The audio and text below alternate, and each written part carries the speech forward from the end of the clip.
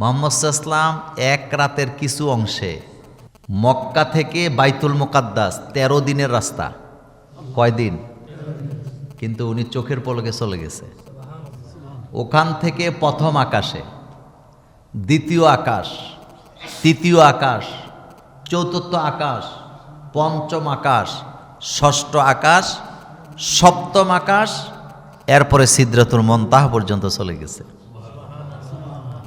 ওখান থেকে তিনি আবার ফেরত এসে তিনি দেখতে পাইলেন যে অজুর পানি তিনি অজু করছিলেন জমজমের পানি দিয়া, ওই অজুর পানিগুলো এখনো গড়াচ্ছে। গড়ের শিকলটা যে তিনি খুলে গেছিলেন, শিকলটা এখনো নড়তেছে। সুবহানাল্লাহ। এখন আপনারা বলবেন এটা কিভাবে সম্ভব? সম্ভব এভাবেই, আল্লাহ পৃথিবীকে থামায় দিছে। পৃথিবীর গতিকে আল্লাহ কি করছেন? এখানে থেমে থাকো, নড়াচড়া নাই, যেভাবে আসো সেভাবে থাকো। পৃথিবীকে গতিশীল করছেন কে? আল্লাহ। তো গতি থামাবার ক্ষমতা কার? আল্লাহ পাকের। সময়ের গতিকে আল্লাহ স্তব্ধ করে দিয়েছে, থেমে থাক, তোর চলার কোনো ক্ষমতা নেই। আমার রাসূল মেরাজ করে ঊর্ধ্ব গমন করে আসবে, তারপরে তুই আবার গতিশীল হবি। তার কারণ কি জানেন? তার কারণ হলো, যদি গতি চলমান থাকতো তাহলে রাসূল সাল্লাল্লাহু আলাইহি ওয়াসাল্লাম এসে দেখতো 1 বছরের বাচ্চাটার বয়স 27 বছর হয়ে গেছে, আর যেটার বয়স 60 ছিল ওইটার বয়স হয়ে যেত কত? 87, বুড়ো হয়ে গেছে। এই জন্য গতিকে থামায় দিছে কে? এবার খেয়াল করেন, কোরআনুল কারীমে যত ঘটনা আল্লাহ বলেছেন, হযরতে ইউসুফ আলাইহিস সালামের ঘটনা বর্ণনা করতে যে আল্লাহ সুবহানাল্লাহ শব্দটা ব্যবহার করেন নাই। চন্দ্র সূর্যের বর্ণনা দিতে যে আল্লাহ সুবহান শব্দ ব্যবহার করেন নাই। হযরতে লূত আলাইহিস সালাম, জাকের আলাইহিস সালামের ঘটনা বলতে যে আল্লাহ পাক সুবহান শব্দ ব্যবহার করেন নাই।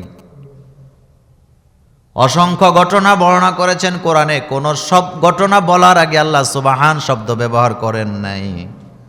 শুধুমাত্র মেরাজের ঘটনার বেলায় আল্লাহ বললেন সুবহানাল্লাযী আসরা বিআবদিহি লাইলাম মিনাল মাসজিদিল হারামি ইলাল মাসজিদিল আকসা। এখানে আল্লাহ পাক সুবহান শব্দ ব্যবহার করে জানাই দিলেন, ও দুনিয়ার মানুষেরা, ঘটনাটা আমি এমন আল্লাহ ঘটাইছি যে আল্লাহর কোনো দুর্বলতা নাই, অক্ষমতা নাই। আল্লাহ পারেন না এমন কিছুই নাই।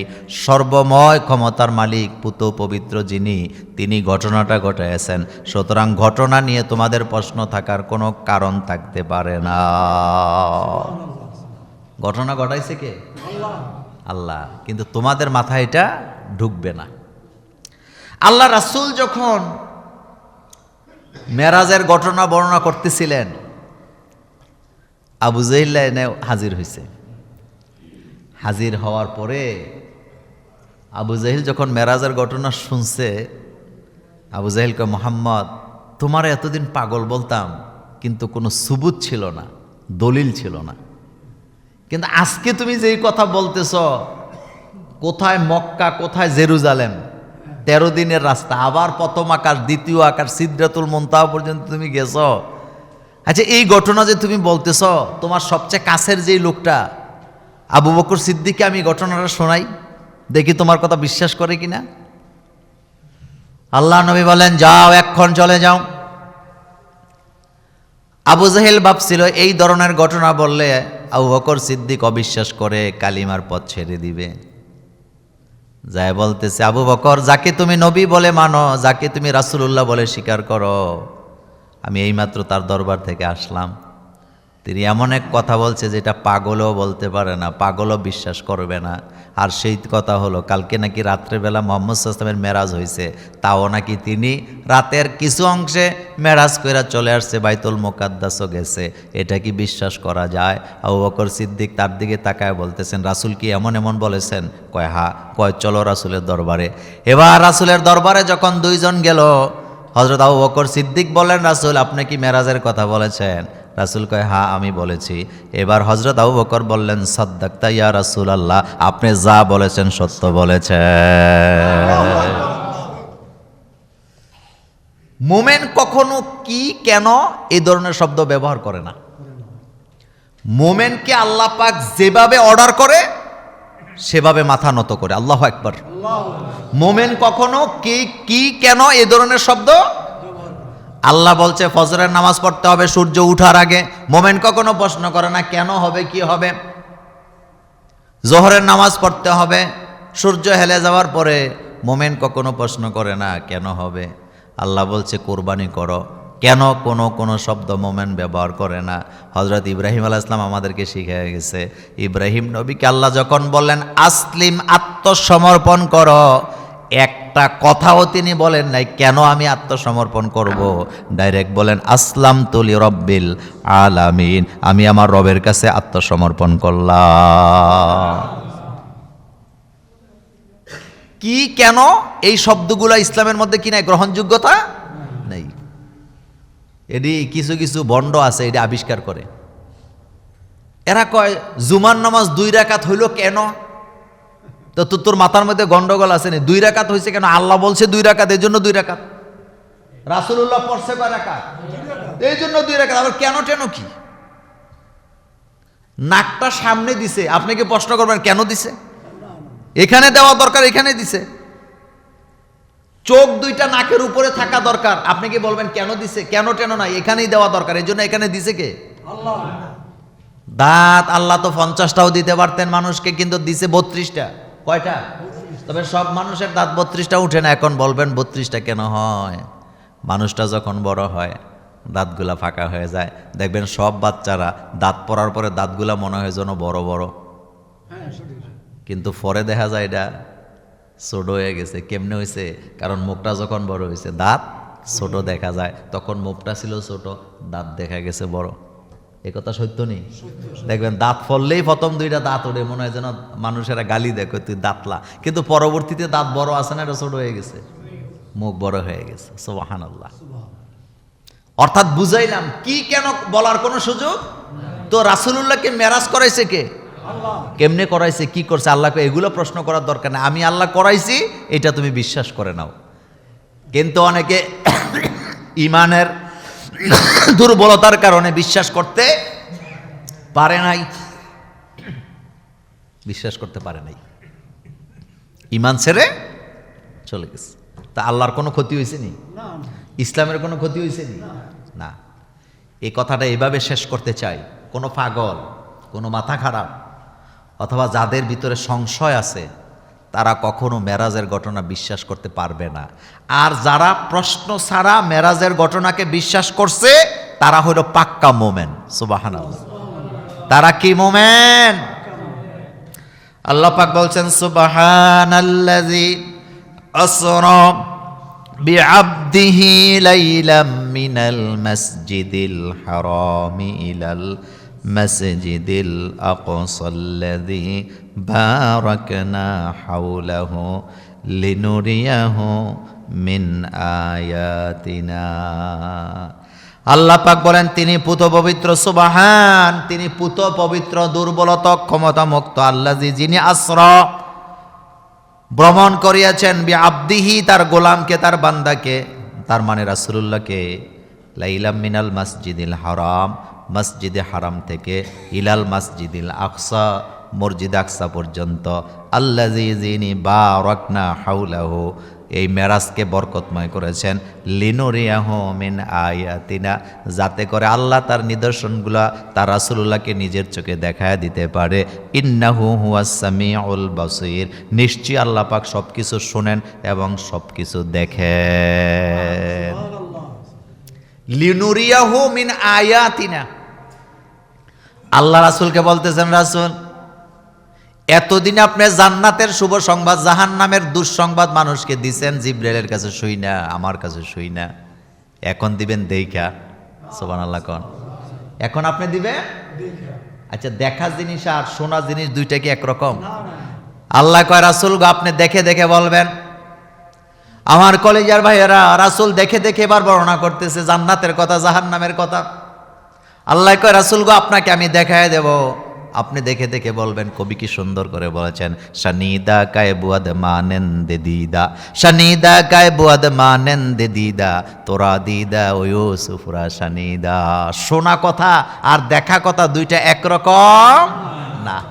আপনি যেটা শুনছেন এটা অসম্পূর্ণ, পরিপূর্ণ না, আপনি পরিপূর্ণ বর্ণনা দিতে পারবেন না। কিন্তু আপনি যেটা দেখছেন এটার মধ্যে বর্ণনার মধ্যে নিখুঁত, এটার মধ্যে ভুল হওয়ার কোনো সম্ভাবনা নাই। তিন অন্ধ, কয় অন্ধ?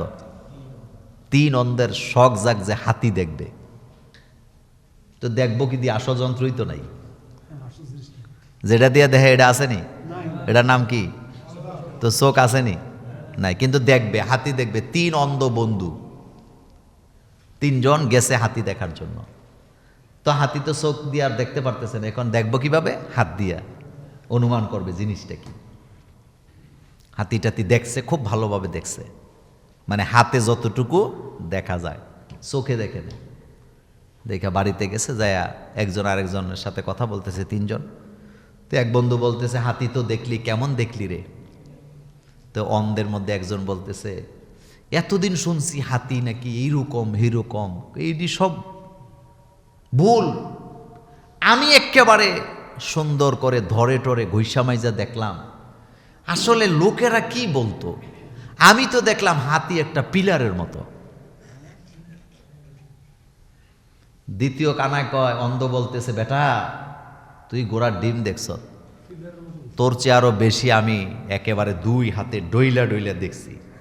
লোকেরা তো বলে হাতি এমন তো তেমন, আমি তো যা দেখলাম হাতি তো একটা দড়ির মতো, দড়ির মতো পেঁচানো রশি, কাশি যেটারে কয়। তৃতীয় জন কয়, তোদের দুইজনের একজনেরটা হইছে না বেটা, আমি একেবারে ডইল্লা ডইল্লা গৈসা গৈসা এই পিঠ ওই পিঠ দেখছি বেটা। লোকেরা তো বলছে হাতি এরকম তো সেরকম, আমি তো দেখলাম হাতি একটা কুলার মতো। কুলা চেনেন? দাম ঝাড়ে যে, আপনারা কি বলেন? কুলা। আচ্ছা বলেন তো, কাঠটা ঠিক হইছে? কথা কয় না, কাঠটা ঠিক হইছে? যেতে কইছে পিলারের মতো, হেতে মূলত ধরছে পায়ের মধ্যে। কোন জায়গায় ধরছে? এই জন্য কয় এটা পিলারের মতো। যেতে কইছে রশির মতো, হেতে ধরছে সুরের মধ্যে, নাকের মধ্যে। নাকটা এরকম না হাতির? তো যেতে বলছে যে কুলার মতো, আসলে কান ধরছে। কি ধরছে? কান ধরছে। কথাটা কেন? এটা অর্থ হলো, আপনার কপালে যদি না থাকে, এটা আরেকজনের ধাক্কায় আপনার কপালে এটা দেওয়ার কোনো ক্ষমতা কি নাই। আপনার কপালে থাকতে হবে ভালো জিনিস, কপালে না থাকলে আপনি কখনো পাবেন না। যতই চেষ্টা করুক, মানুষে চেষ্টা করুক, লাভ হবে না। আপনার কপালে থাকতে, আর কপালে যদি থাকে কোনো না কোনো ওয়েতে আপনি জিনিসের মালিক হয়ে যাবেন। আবু জাহেলের কপালে কি নাই? হেদায়েত নাই, যার কারণে কয় তুমি তো জাদুঘর। তো জাদুঘর হলো কেমনে? তারা তো সাক্ষী দিল যে আমাদেরকে একটা লোক আমাদের ওটটা কি সন্তান দিছে রাতের বেলা। সুবহানাল্লাহ। আমার কলেজার ভাইয়েরা, আল্লাহর নবী দুনিয়া থেকে যদি ডাইরেক্ট আকাশে চলে যেতেন, দুনিয়ার মানুষেরা সেটা বুঝতো না, তারা সুবুত নিতে পারতো না। সেজন্য আল্লাহ রব্বুল আলামিন তার হাবিবকে মক্কা থেকে আগে জেরুজালেম নিয়ে গেছে, কারণ জেরুজালেম তো দুনিয়াতেই অবস্থান করছে। মানুষেরা বুঝবে আল্লাহর নবী যেই জায়গায় তার বরাকটাকে বাইদা মসজিদে 2 রাকাত নামাজ পড়েছিলেন, সেই পিলারটা আজও জেরুজালেমে আছে।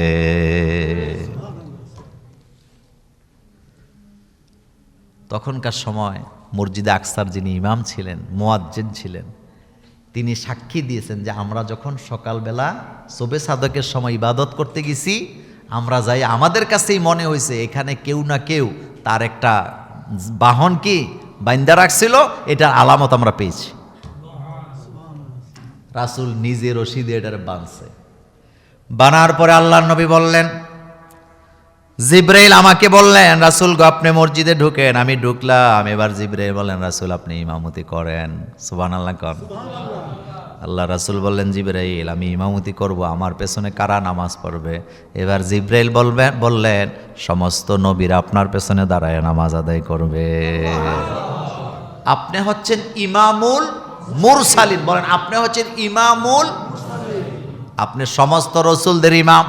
রাসূল আপনি ইমামতি করেন। মেরাজের শিক্ষাগুলি আগামী জুমাতে বলবো। আজকে যেটা বলতেছি শুধু মেরাজের ঘটনাটা যে কিভাবে ঘটলো খেয়াল করেন। আল্লাহর নবী বলেন, আমি 2 রাকাত নামাজ আদায় করলাম, সালাম ফিরালাম, জিব্রাইল আমাকে নিয়ে বের হলেন।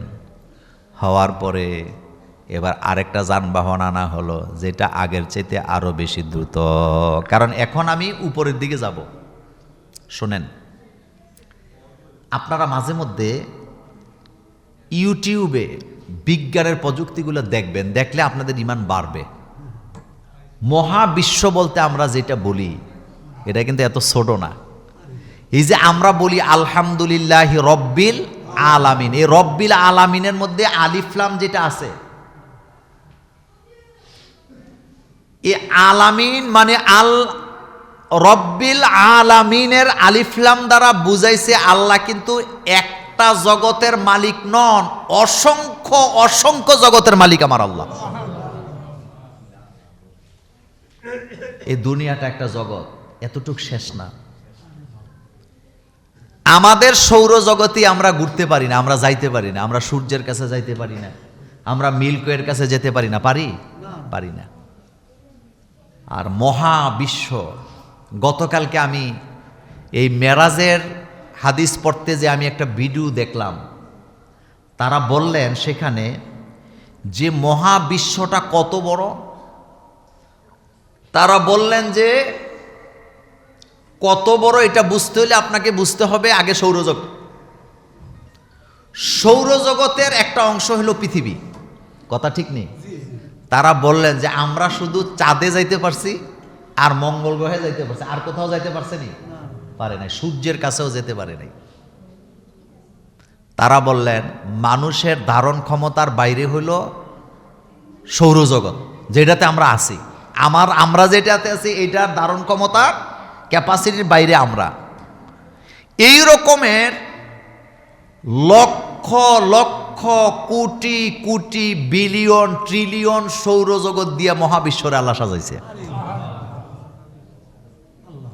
সুতরাং এটা নিয়ে চেষ্টা করা বোকামি ছাড়া, এটা আমরা বলি না, এটা বলতেছে বিজ্ঞান, আর আল্লাহ বলতেছে আলহামদুলিল্লাহি রব্বিল। এবার দেখেন আল্লাহ আরো কত চমৎকার কথা বলতেছেন। আল্লাহ বলছেন অসসামা ইযাতিল বুরুজ, পড়েন অসসামা ইযাতিল বুরুজ ওয়াল ইয়াউমিল মাউউদ ওয়া শাহিদিন ওয়া মাশহুদ। এখানে বলা হয়েছে আল্লাহ পাক এমন এমন তারকারাজি আছে যাদের সন্ধান তোমরা পাও না। আমি আকাশটাকে সাজায় রাখছি, আমি আকাশটাকে অসংখ্য কোটি কোটি তারকা দিয়ে সাজায় রাখছি। বিজ্ঞানীরা বললেন এক একটা গ্যালাক্সিতে লক্ষ লক্ষ তারকা থাকে, কিন্তু এক একটা তারকা কত বড়? এমন এমন তারকা আল্লাহ বানায় রাখছে আকাশে, তারকার এক প্রান্ত থেকে আরেক প্রান্তে যদি আলোর গতিতে যাওয়া হয় সময় লাগবে 90,000 কোটি বছর। সূর্য আমাদের থেকে এত দূরে, বিজ্ঞানীরা সূর্যের কাছেও যেতে পারে নাই, কিন্তু সূর্যের আলো সূর্য থেকে পৃথিবীতে আসতে সময় লাগে মাত্র 8 সেকেন্ড না মিনিট? 8 মিনিট। কয় মিনিট? 8 মিনিট। কিন্তু অসংখ্য তারকারাজি যেখানে মৃত্যুবরণ করে এটাকে বলা হয় ব্ল্যাক হোল। কি বলা হয়?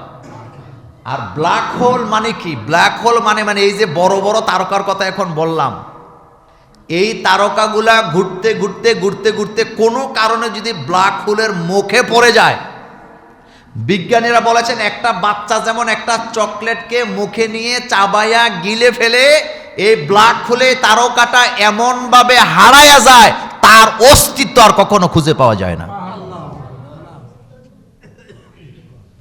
গতি সেখানে কাজ করে না। সুবহানাল্লাহ কোন। আমাদের পৃথিবীর একটা নির্দিষ্ট গতি আছে, এই জন্য আমরা এখানে বেঁচে আছি, চলতেছি।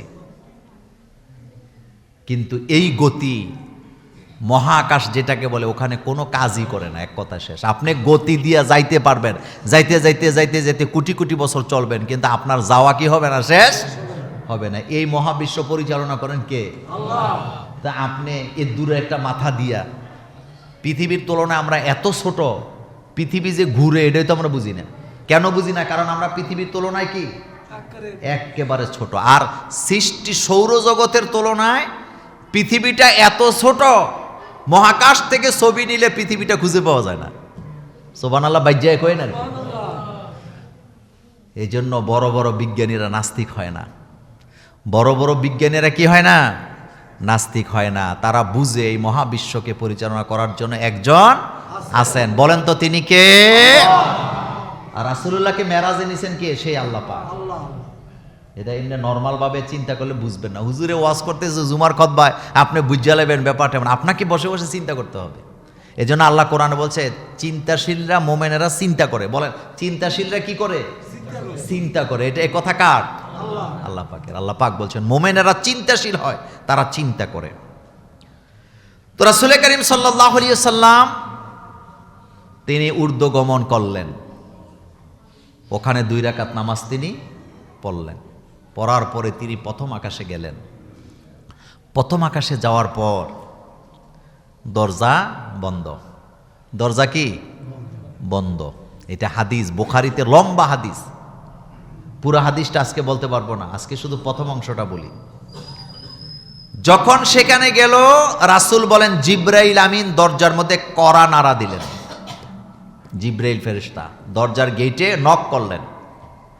দরজা বন্ধই থাকে, দরজা খোলা থাকে না, এটা নিরাপত্তার ব্যাপার।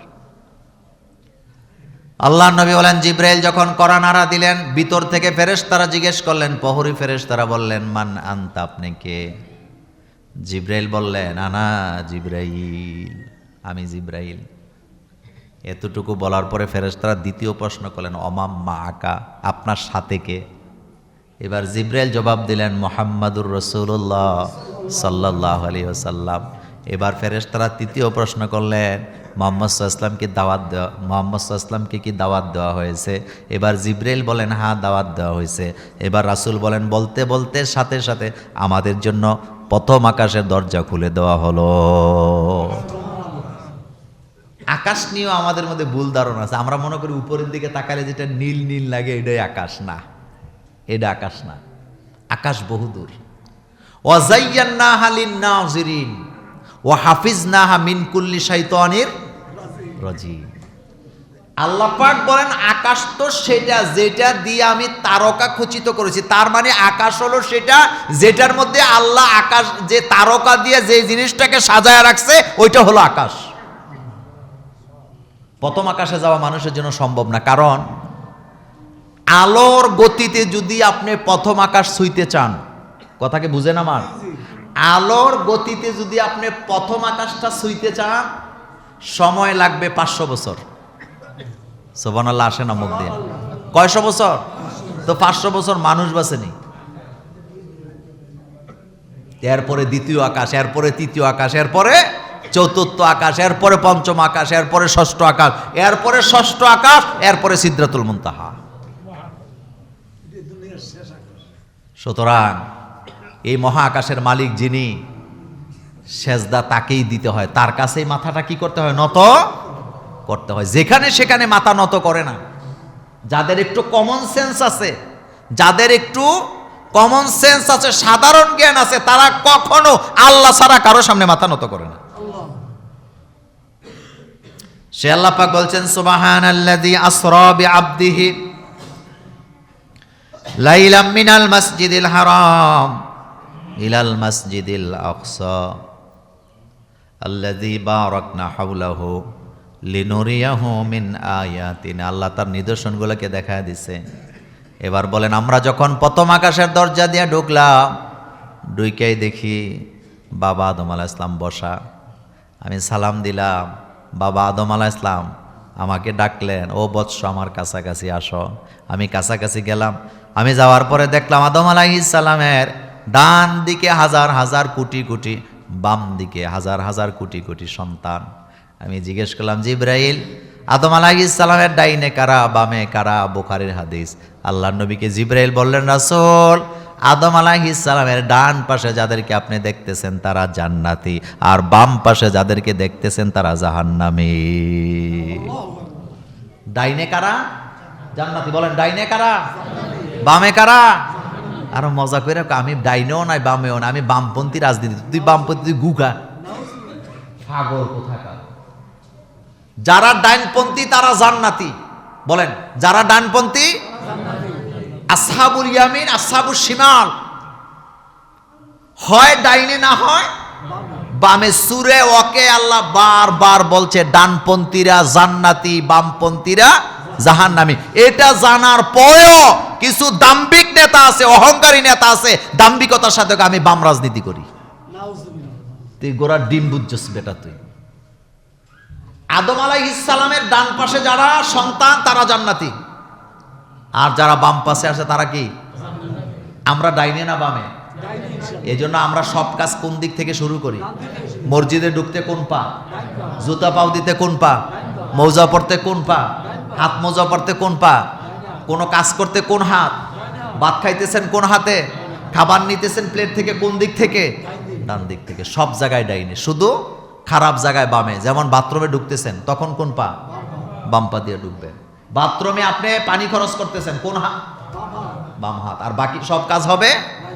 এই জন্য দেখবেন জন্মগতভাবে মানুষের ডান হাত নড়াচড়া করে বেশি। কিছু কিছু মানুষ আছে তার প্র্যাকটিসের কারণে বাম হাতটা বেশি চলে। ছোটবেলা প্র্যাকটিস করছে বাম, এই জন্য বামটা চলে।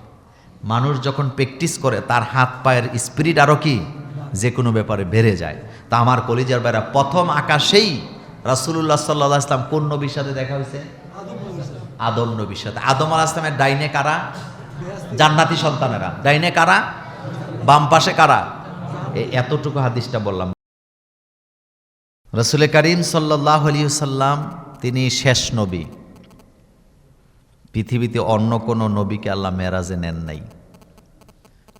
শুধুমাত্র আপনার আমার নবী মুহাম্মদ সাল্লাল্লাহু আলাইহি ওয়াসাল্লামকেই আল্লাহ পাক মেরাজ করাইছেন। আর এই মেরাজটি এটা স্বাভাবিক কোনো ঘটনা না। এটা বিশ্বাস করতে ইমানের জোর লাগে। কারণ